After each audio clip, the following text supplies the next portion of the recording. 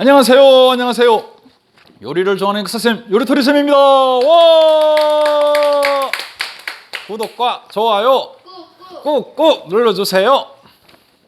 뭐 안 누르려면 할 수 없고 눌러주면 좋고 고맙고, 선생님이 항상 댓글 다는 사람한테는 댓글을, 장문의 댓글을 다 달아줍니다. 자, 우리 저기 오늘 할 거는 이제 우리가 조선 근대사, 우리가 이제 우리가 근대사라고 하는데, 이제 근대사를 흥선대원군부터 시작을 하는데, 자, 흥선대원군의 정책, 우리 예전에 한번 흥선대원군 한번 이렇게 했었죠, 그죠? 했었는데 또 다시금 한 번 더 복습하는 의미에서 오늘 흥선대원군 그때 이야기 못했던 것들에 대해서 한번 선생님이 재미나게, 아주 재미나게 이야기를 해줄 겁니다. 자, 일단은 뭐 먼저 어떻게 이제 우리가 꼭 알아둬야 될 사항부터 먼저 이야기를 하고 나머지 그 숨은 이야기들을 해줄게. 일단은 19세기에 이제 국내외의 정세를 알아야 돼. 19세기 국내의 정세. 19세기 일단은 이 국내 정세는 거기에 프린트물에 나와 있듯이 60년간의 어떤 세도 정치기로 정치가 아주 개판이었어.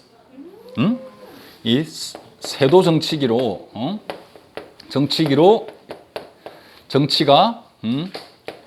정치가 우리가 조금 좋은 말로 문란했다. 문란이란 말이 개판이란 말이야. 개판. 개판이었다. 그리고 그러니까 당연히 왕권은 약화되겠지. 왕권이 약화되고, 삼정의 문란, 어려운 말인데 왕권 약화와 삼정의 문란, 이것도 다시 설명을 해줄게요. 삼정이 문란했다. 역시 삼정도 개판이었다. 그래서 이름으로써 백성들은 정말 살기가 힘들었고, 그래서 이게 백성들, 즉 농민들이 막 봉기를 하고 반란을 일으키고 사회가 굉장히 혼란스러웠다. 이게 이제 국내의 핵심 내용이야.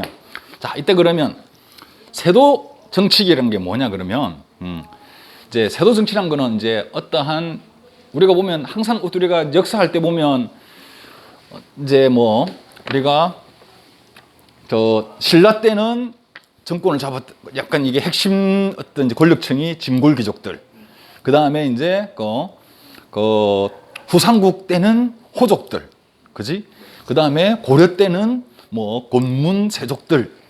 그 다음에 이제 또 고려 말 되면 어떤 이제 사대부들, 그지? 뭐 신진 사대부들 있고, 그 다음에 또 조선에 오면 그대로 이제 유교를 받아들인 사대부 해서, 또 그 다음에 보면 뭐 이제 동인과 서인 나누고 뭐 어떻게 거기서 다시 또 뭐 노론이니 소론이니 벽판이 시판이 막 아무튼 그런 정권을 이제 잡았던 그런 세력들이 있는데, 이 세도 정치는 뭐냐면 특정한 집안이, 한 가문이, 특히 안동 김씨와 풍량 조씨라는 이 가문이 이 60년 동안의 정권을 잡고 자기들 멋대로 했던 시기를 세도 정치기라고 해.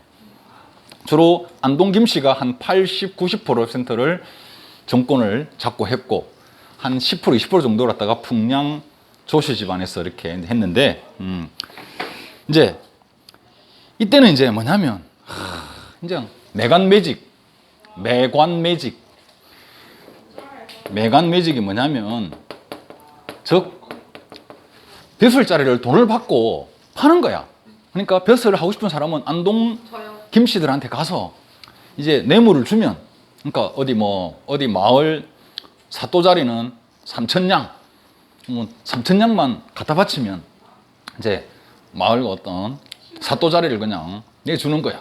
그 다음에 그보다 조금 더 위 계급, 뭐 군수자리는 10,000냥, 또 그 위에 뭐 더 높은 자리는 뭐 관찰사 이런 거는 뭐 이제 도지사급은 뭐 50,000냥, 이런 식으로. 그러니까 이제 막 돈을 이제 이게 벼슬을 하고 싶은 이 능력 없고 그냥 벼슬을 하고 싶은 사람들이 뇌물을 갖다 바쳐가지고 관직 생활을 했단 말이야. 그러니까 이 사람들이 어떻게 되겠어? 자기가 낸 돈은 이제 뽑아 먹어야 되잖아. 뽑아먹고 거기다 돈을 더 악착같이 벌어가지고 또 더 자기가 올라가기 위해서는 더 많은 돈을 갖다 바쳐야만 올라갈 수 있잖아. 그러니까 이 탐관오리들이, 탐관오리 알지, 그지? 이 부패한 관리들이 넘쳐나는 거야. 백성들의 피를 쪽쪽쪽쪽 빨아먹는 이런 탐관오리들이 넘쳐나는 거야. 응? 그리고 또 한편으로는 과거제, 원래는 정식으로 이게 배설을 하려면 과거를 공부를 해서 과거를 합격해가지고 거기서 배설자를 받는 건데, 과거제가 별로 이제 의미가 없게끔 돼버린 거야. 허지부지하게 돼버린 거야.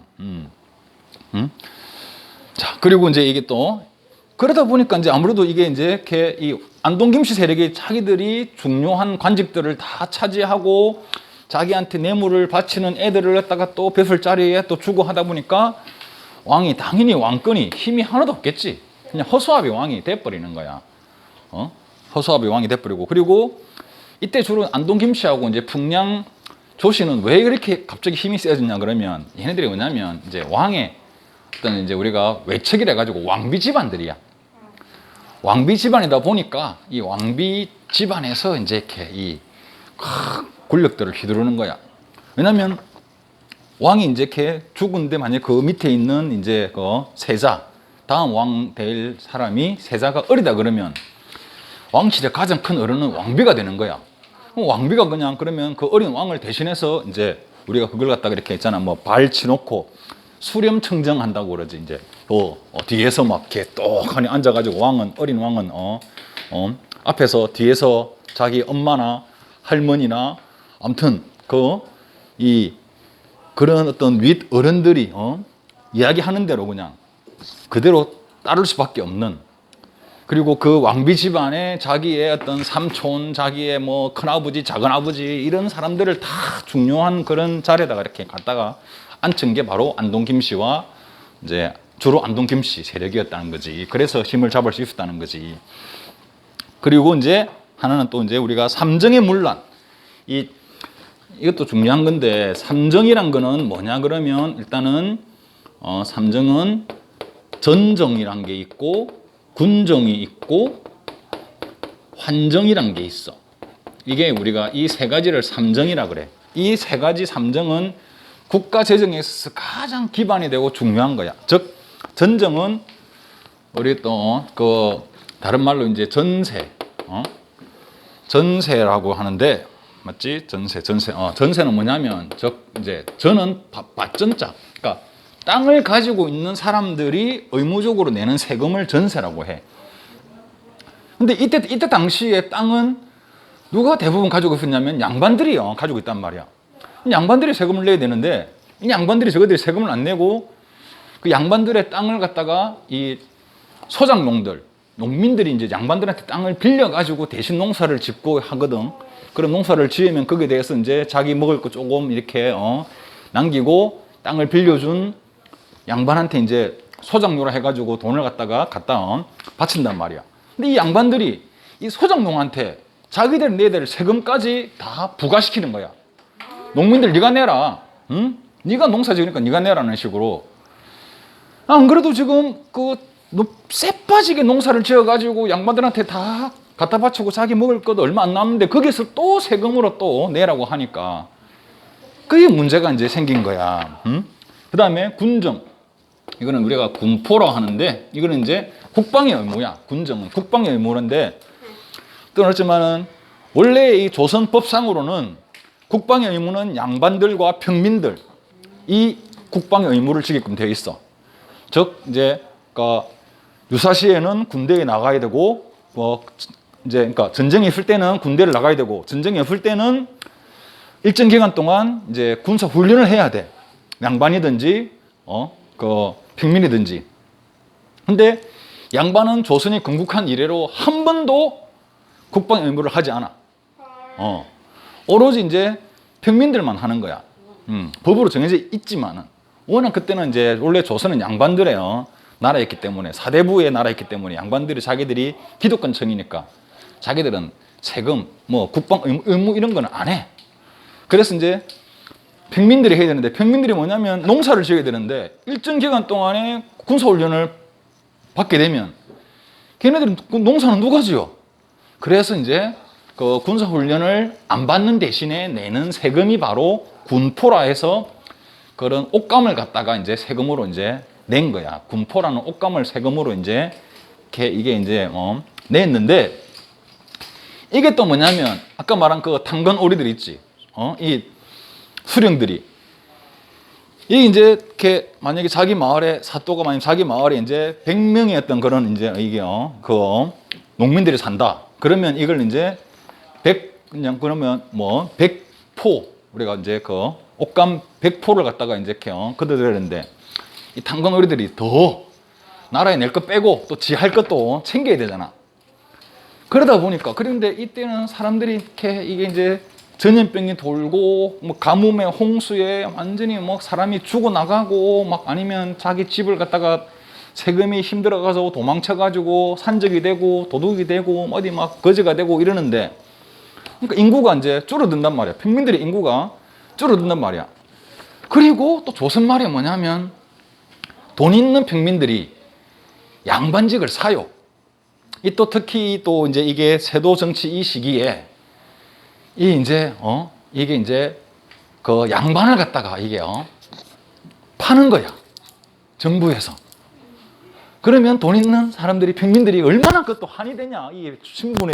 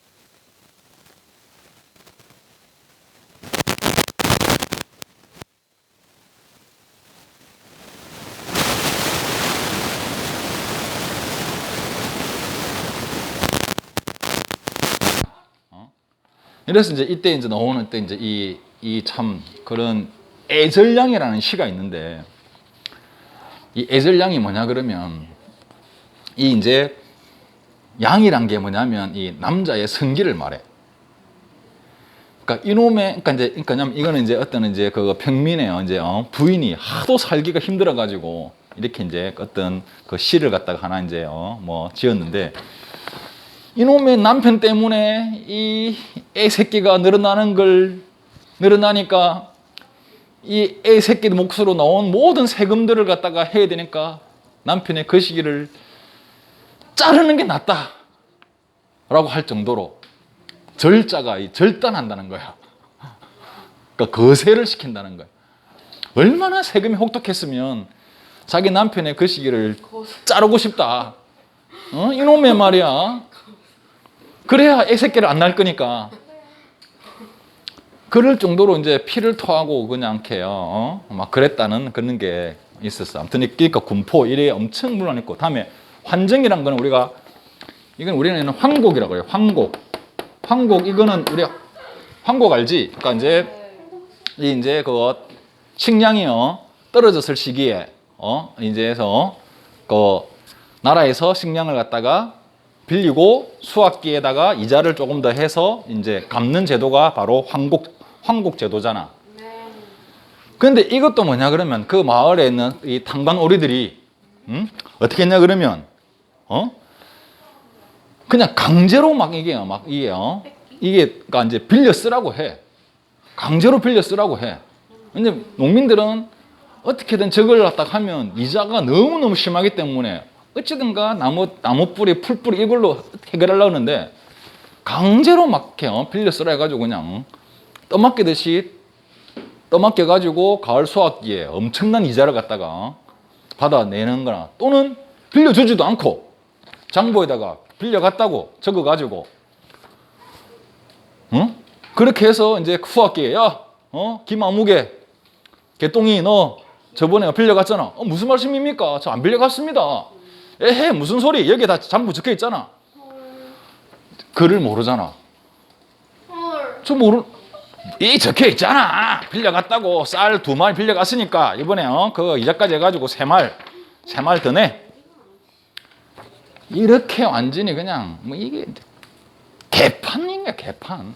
이렇게 하니까 거기다가 전염병이 돌고 아까 말한 이제 자연재해가 돌고 하니까 어떤 일이 있냐면 사람들이 그냥 죽어나가. 마을에 그냥 시체들이 그냥 절비한데 너무 백성들이 먹을 게 없다 보니까 자기 이제 죽은 시체를 갖다가 뜯어 먹었다는 기록이 많이 나오고 자기 자식을 먹었다는 기록도 나와. 어떻게 자기 자식을 먹어야 하는데 자, 내 애들이 5명이 있어. 1명이요 죽어. 또 나머지 4명은 비실비실해. 곧 죽을 것 같아. 그러면 4명을 살리기 위해서라도 이 죽은 요 1명을 갖다가 고기를 먹어야 되는 거야. 살기 위해서. 그렇게 먹었다는 기록도 있고 또 자기 자식을 먹기는 힘드니까 이웃에도 죽는 아들이 있거든. 애들이 있거든. 서로 바꿔 먹었대. 자기 자식을 바로 먹기는 이웃집하고 우리 집하고 서로 그냥 바꿔서 먹었다는 자식을 잡아먹었다는 그런 기록도 이렇게 있다고 할 만큼 이 세도 정치기에 이 19세기에는 정말 힘든 시기였단 말이지. 이렇게 이제 이랬고 이제 국외는 보자. 국외 정세. 국외 정세는 어떻냐 그러면 이제 19세기 이제 서양 세력들이 아시아로 들어와. 19세기에 이제 19세기에 서양 세력들 특히 어디야? 유럽 열강들이지 이제 유럽 열강들이 아시아 지역으로 아시아를 침략을 해. 그 침략을 하고 이제 또 그리고 이양선이란 거는 외국 선박을 이양선이라고 하지. 이양선들이 막 출몰을 하고 막 바닷가에 보면 막 엄청나게 큰 배들이 막 시커먼 배들이 막 이렇게 왔다 갔다 보이고. 그리고 이제 이 그 통상 요구 즉 너거 이제 무역을 갖다가 무역하자. 문을 열어라. 개방해라. 그러니까 우리가 너가 들어가서 무역할 수 있게끔 이제 그런 통상 요구를 해. 통상 요구. 통상 요구라는 거는 무역 개방이야. 무역 개방. 문호를 개방해라. 문을 열어. 너가 나라의 문을 열어라. 이렇게 하고 그다음에 이제 이 또 특히 청과 일본은 이제 이 그런 서양 세력의 이제 압력에 굴복해가지고 문호를 이제 개방을 하는 듯 이 민심이 아주 불안했는데 이때는 우리가 보면 자 17세기에 유럽은 벌써 이제 사람혁명이 시작됐고 그지? 그러니까 17세기 18세기에 그러니까 시민혁명 됐고 그 다음에 이제 산업혁명이 이루어져 가지고 굉장한 산업 발전을 했잖아, 그지? 유럽은 산업 발전을 하다 보니까 이때도 이제 서서히 이제 이게 제국주의 같은 그런 나라들이 등장하기 시작하는데 물건은 넘쳐나는데 이걸 팔 데가 없는 거야. 그리고 값싼 원료들을 갖다가 이걸 이제 가져올 그리고 값싼 노동력을 갖다가 이제 가져올 이런 식민지들을 개발하기 시작해. 그래서 아시아로 막 이제 이런 식으로 이제 침략하기 시작해. 영국은 인도를 식민 지배했고, 프랑스는 인도 차이나 반도, 베트남, 캄보디아, 라오스, 네덜란드는 인도네시아, 미국은 필리핀. 그리고 이제 거기를 거쳐서 이제 청나라까지 이제 이게 들어오는 거지. 청나라 들어오고 다음에 막 이렇게 이제 들어오기 시작했단 말이지. 그러다가 이제 이렇게 청나라와 일본은 이렇게 그 서양 세력의 압력에 굴복해가지고 불평등 조약을 체결함으로써 문호를 개방하게 됐고, 특히 일본은 그래서 그럼으로써 근대화가 빨리 또 이렇게 들어오게 됐고, 청나라는 완전히 외세들에 의해서 나라가 갈기갈기 찢겨져 가지고 각종 이권들을 갖다가 다 이 유럽 일강들한테 뺏기는. 그러니까 그러니까 조선으로 봤을 때는 가장 강대한 나라가 청나라인 줄 알았는데, 저 청나라가 완전히 개박살 나는 거야. 개박살 나는 걸 보고 말이야. 엄청 이제 이게 조선 왕실도 불안해하고 사람의 민심들도 불안해할 수밖에 없는 거잖아. 특히 또 이제 러시아가 이 연해주를 또 차지해가지고 우리 조선과 이렇게 연해주가 이렇게 서로 국경이 맞닿아 있는데, 러시아인들이 막 넘어와서 막 이제 막 약탈을 자행하고 막 하기도 해. 이러다 보니까 이제는 이렇게 불안했던 그런 시기였었어. 자, 이때 이제 등장했던 사람이 바로 흥선대원군이야. 흥선대원군. 이 흥선대원군이 얼마나 대단했던 사람인지를 이제 들려주겠어. 흥선대원군이 등장해서 이제 흥선대원군이 이제 개혁을 해. 자, 일단은 이제 흥선대원군 앞에, 그러니까 이제 저 영국 뭐 조선 보면 영조 밑에 이제 정조야. 정조. 이 정조까지는 그래도 조선 시대가 조금 먹고 살만했었어. 근데 그 이후에 이제 정조 이후에 이제 그 순조, 헌종, 철종 이렇게 세 명의 왕이 있는 요 시기가 한 60년간인데, 이 시기가 이제 아까 세도 정치기가 시작됐던 거고, 이때 이제 왕들이 완전히 이제 힘이 없고, 그러다가 이제 철종이 죽고 그 다음 왕이 이제 왕을 또 앉혀야 되는데, 이 안동김씨 세력들은 허수아비 왕을 갖다가 원했던 거지. 우리 말을 갖다가 아주 잘 듣는, 지 목소리를 안 내고 우리가 시키는 대로 다 할 수 있는 왕을 이제 찾았는데, 근데 이제 이 시기에 뭐냐면 이 세도 정치 시기에 조금이나마 똘똘한 왕족들은 다 안동김씨들이 다 유배를 보내거나 이렇게 다 처형을 시켜버렸어. 그러니까 똘똘한 왕들이 없고 찾다 보니까 이 이하응이라는 왕족이 하나 있었어. 이하응이라는. 이 이하응이라는 왕족이 있었는데, 이 이하응이 이제 뒤에 훗날 흥선대원군이 되는 사람인데, 이 이하응은 이 별명이 있지. 이 상갓집의 개라고. 상갓집의 개라고 이렇게 별명이 붙는데, 왜냐하면 우리가 이제 그러니까 상갓집은 뭐냐? 사람이 이제 이렇게 이게 죽었을 때 장례식을 치르는 집이잖아. 여기 가면 술하고 먹을 게 있잖아. 그러니까 이 양반들의 이게 이제 상갓집만 이렇게 어슬렁어슬렁 그러다가 이 이항이 어디 뭐 술 좀 주시오 해가지고 그렇게 막 술을 먹고 맨날 해롱해롱 하고 이제 이 거리에서 이제 안동김 씨의 이를 만나면, 아이고 저기서 이게 술 좀 먹게 좀 돈 좀 주시면 안 될까요? 술이 조금 고파서 하면 이제 안동김 씨들이 이거 저 왕족이란 게 하면서 이제 돈을 갖다가 이제 길바닥에 이렇게 던져주면, 아이고 감사합니다 하면서 돈을 쪼가지고 막 이 돈 가지고 술 먹으러 가야겠네 하면서 이런 식으로 완전히 그냥 완전히 이게 술꾼에 그냥 술 주정뱅이에 그리고 막 자존심 하나도 없는, 내일 아무튼 그래 뭐 이 안동김씨가 이제 내 가랑이 사이를 들어가면 돈을 주겠다 하면 내일은 가랑이 사이로 들어가고 개처럼 짖으라 그러면 멍멍멍멍 짖는, 그래도 왕족인데 이렇게 이제 해서 이제 안동김씨가 그 바보 술주정뱅이 이항이 있구나.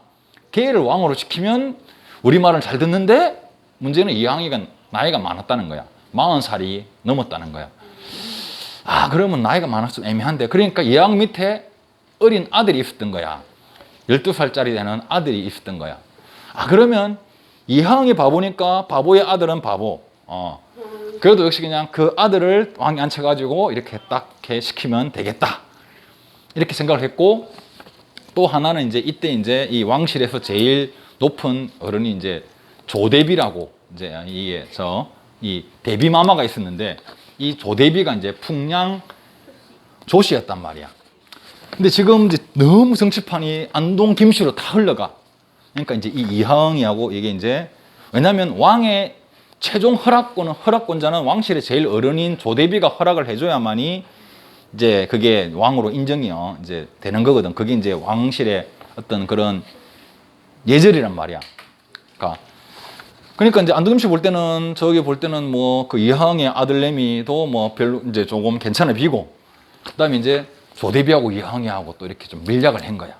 저희 아들을 왕으로 시켜주시면 제가 풍량조씨를 밀어드리겠습니다.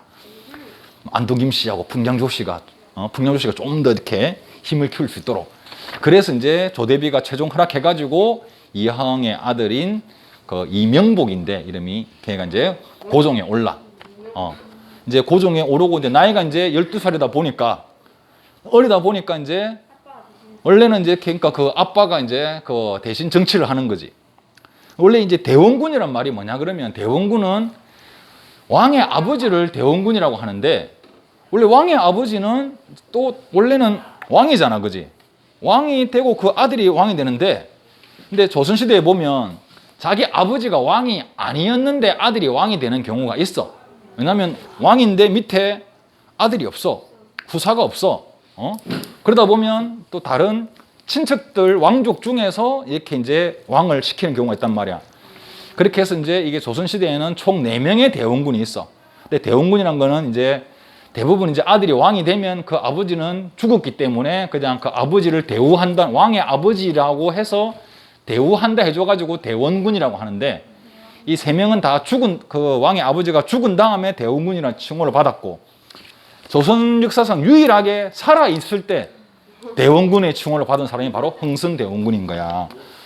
바로 이게 흥선대원군이었던 거야. 흥선대원군. 흥선대원군인데 이 이제 이 흥선대원군은 이제 자기 아들이 왕에 오르자마자 언제 바보였느냐, 언제 술주증뱅이였느냐 할 정도로 180도로 확 사람이요 바뀌어버려. 흥선대원군은 이항은 일부러 술주증뱅이인 척하고 일부러 그런 어떤 치욕을 감수하면서 자기가 살아남아서 내가 꼭 그걸 이렇게 권력을 잡겠다는 어떤 권력의 욕구가 있었던 거지.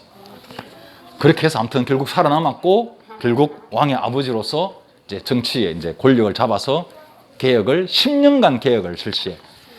1863년부터 1873년까지 이제 이 흥선대원군의 이 집권기인데 조선 역사상 이 10년 안에 어느 왕도 못했던 일들을 이 10년 안에 이 흥선대원군이 다 해버려.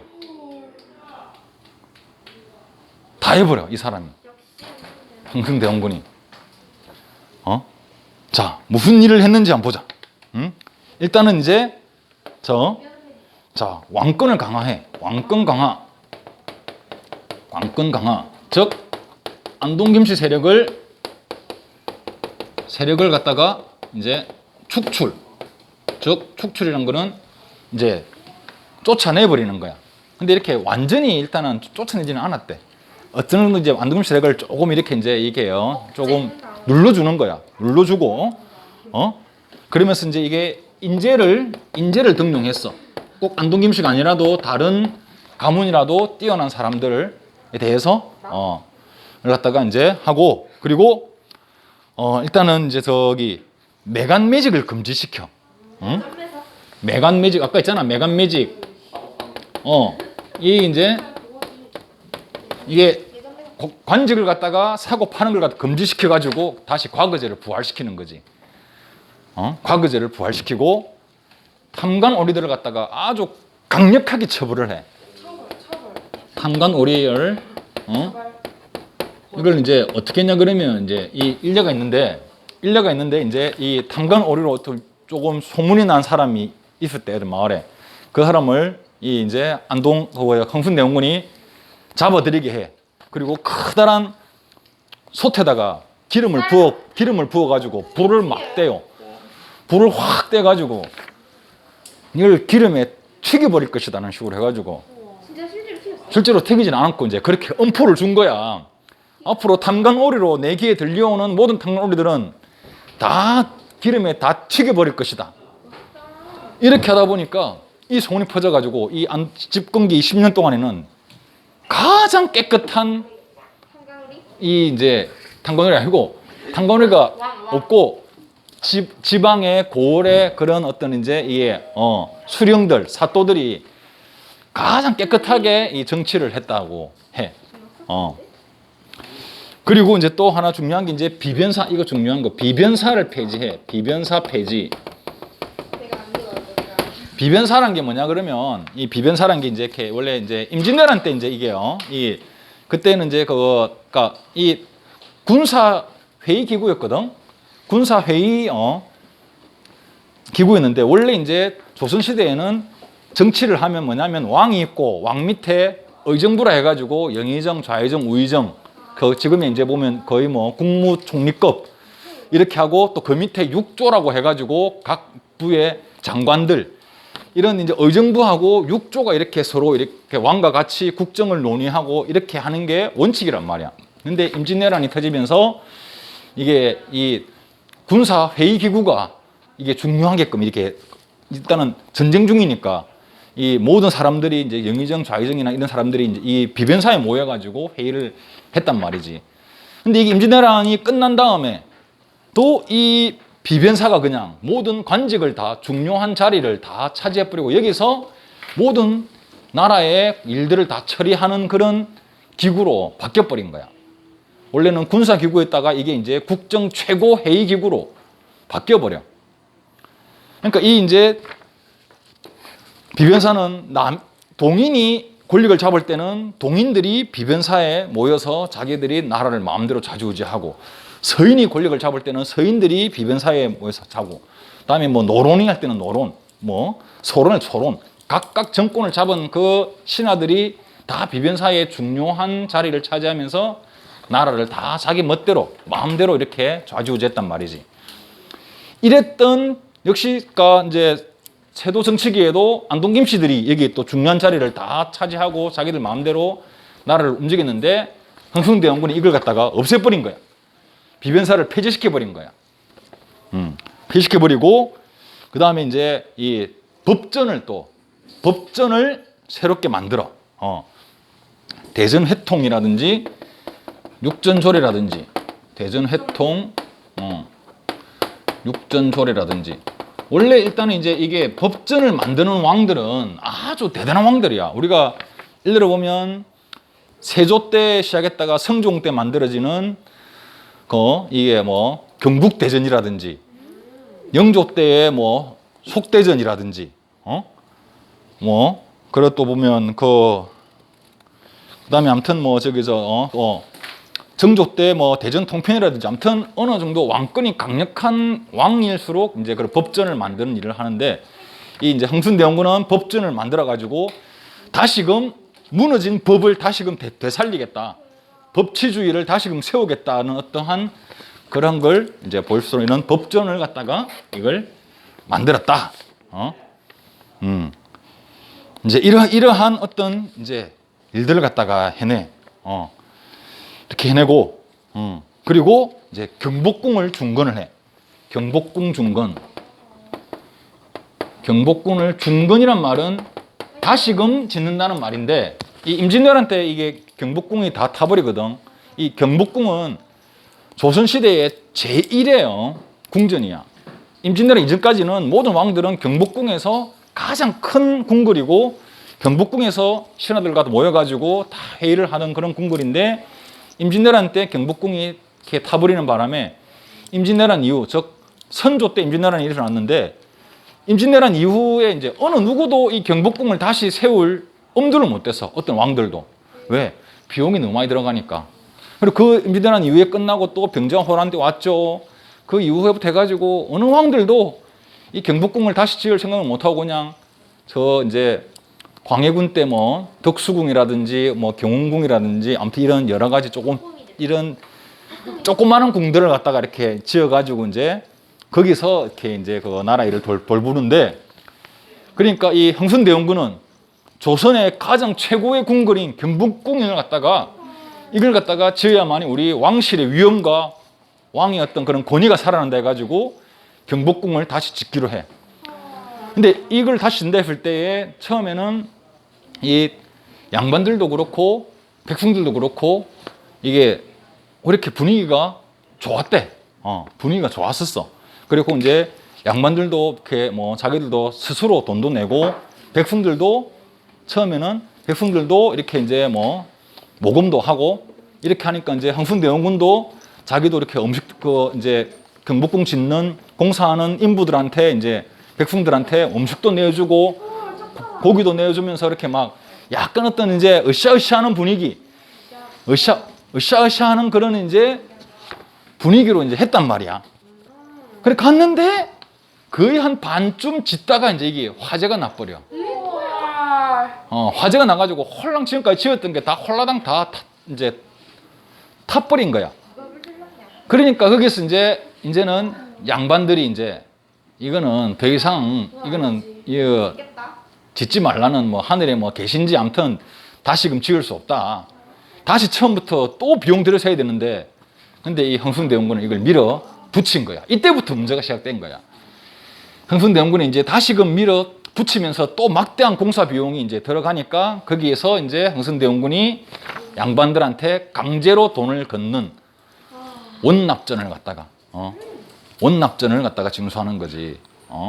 강제로 양반들한테서 돈을 갖다가 거두고 그리고 이 양반들이 보면 대부분 다 양반들은 이제 자기들 조상 묘가 있잖아. 선산이 있잖아. 그러면 이제 딱 선산에 있으면 경치 좋은 산에 보면 이렇게 무덤들이 있고 비석이 있고 그 주변으로 아름드리 멋진 나무들이 쫙 이렇게 둘러져 있거든. 근데 어느 날 가보니까 나무들이 한 그루도 없는 거야. 자기 조상묘를 감싸던 나무들이 없는 거야. 어찌된 일이 하니까 흥선대원군이 궁굴 짓는다고 나무들을 다 베어 가버린 거야. 그러니까 특히나 유교 우리 조상을 모시는 이 양반들은 뒷목 잡고 넘어가는 거지. 응? 그렇게 이제 그런 묘지림을 양반들의 묘지림의 나무들을 벌목해가지고 이 경복궁의 나무로 쓰고 그 다음에 이제 백성들을 갖다가 이제 원래 제일 힘든 게 일하다가 다시 처음부터 일하는 게 제일 힘들잖아. 그러니까 백성들도 이제는 나와서 이게 그 경복궁 공사를 하는 게 이제는 막 불만이 많았던 거야. 이래서 이제 이렇게 이 경복궁을 재공사를 하면서 원래는 이 흥순대원군하고 양반들도 사이가 좋았었어.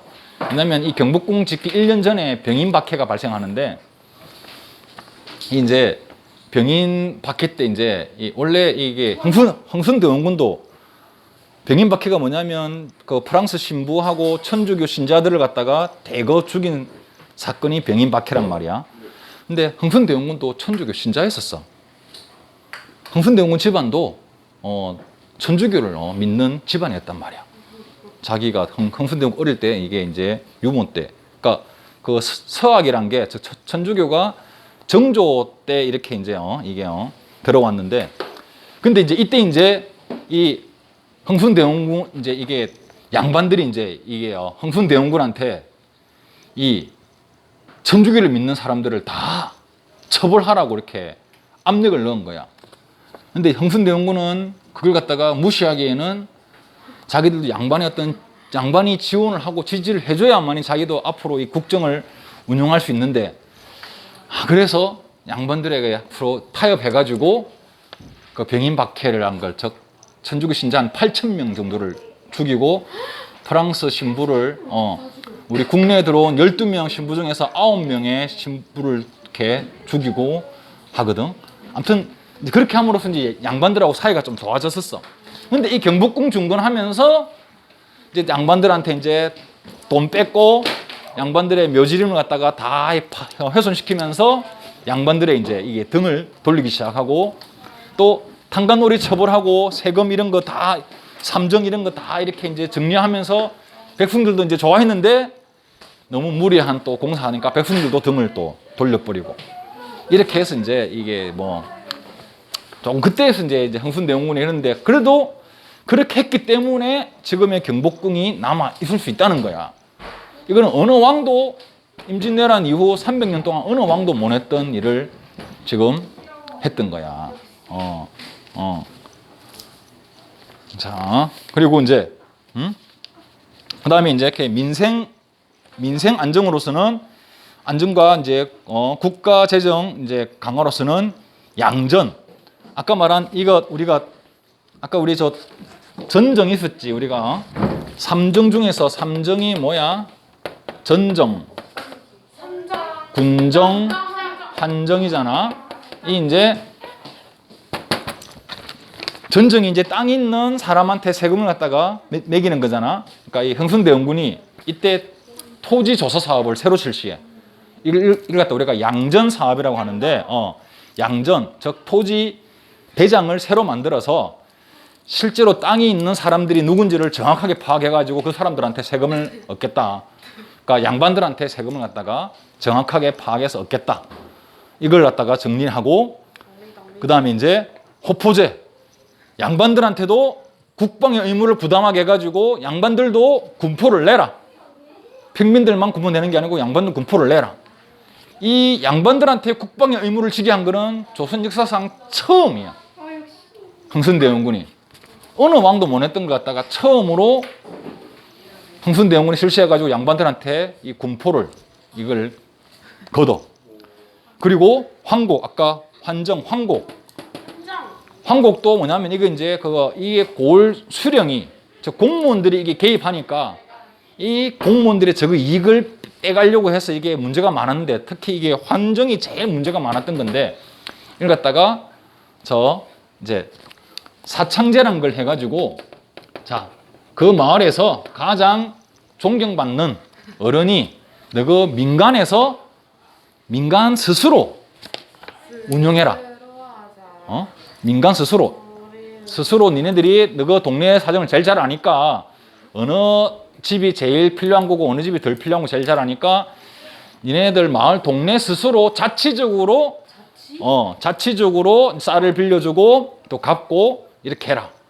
이렇게 해가지고 그렇게 바로 사창제를 실시함으로써 군정, 정세, 아까 전정, 군정, 환정 이 세 가지 삼정의 문란을 다 개혁을 한 사람이 흥선대원군이었단 말이야.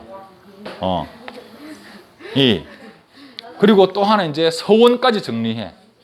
서원 정리가 뭐냐면 이게 원래 이제 서원은 전국역마다 다 서원들이 있었어. 이 서원에는 이제 유학, 유교를 가르치는 곳이었는데 여기가 뭐냐면 양반들의 이제 자기들의 기지야, 기지. 이 서원에는 나라에서 내려준 땅과 나라에서 내려준 노비들이 엄청나게 나. 모든 세금은 면제야. 서원이 가지고 있는 땅의 세금 면제. 노비들은 그러니까 이 서원에서 그냥 막대한 어떤 이제 이 이익을 그 지역의 양반들이 막대한 이익을 얻고 있는 거야. 이걸 갖다가 이제 그리고 이 유교국가를 해가지고 이 갑질을 해가지고 그 지역에 있는 백성들한테 횡포를 막 부려. 횡포를 부려가지고 이 그 각 지역 골 백성들이 서원에 있는 그런 양반 유생들한테 꼼짝을 못해.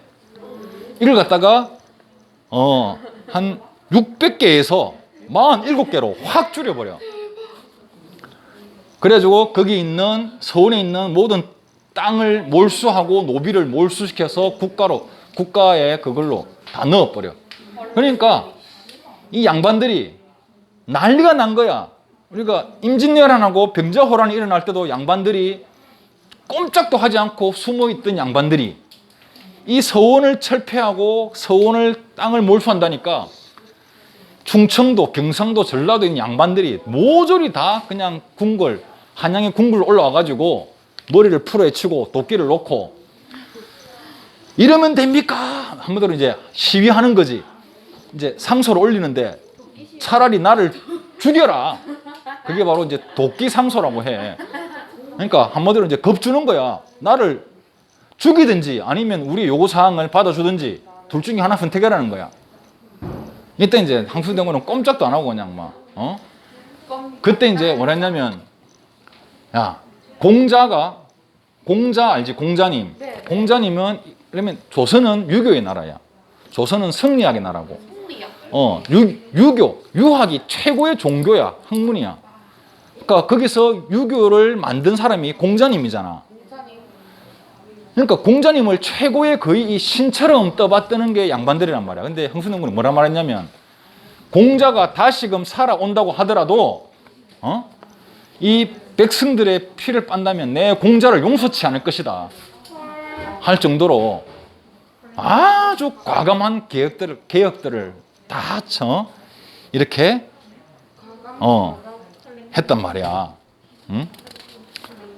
그렇게 해서 이제 이 역대 조선왕들이 누구도 못 했던 것 같다가 단 10년 만에 이 모든 개혁들을 다, 즉 말해서 양반들의 어떤 기득권들을 다 깨부숴버리는 거야. 양반들이 세금 안 내던 거 다 세금 내게 만들고, 양반들이 어떤 자기들의 이익을 챙기는 거, 이익을 다 몰수시키고, 아주 강력하게 어떤 개혁 정치로 해가지고 이 양반들이 어떤 그런 어떤 기득권들을 갖다가 다 깨부순 게 바로 흥선대원군이었다. 이 10년 동안 흥선대원군이 가장 위대했는데 이제 뒤에 갈수록 이제 며느리하고 이제 이게 이제 정치 싸움으로 번지는 바람에 늙어서까지 이게 권력을 잡으려고 그때부터 이제 판단력이 흐려져 가지고 문제가 생기게 되는 거야. 자, 오늘 여기까지 하겠습니다. 야!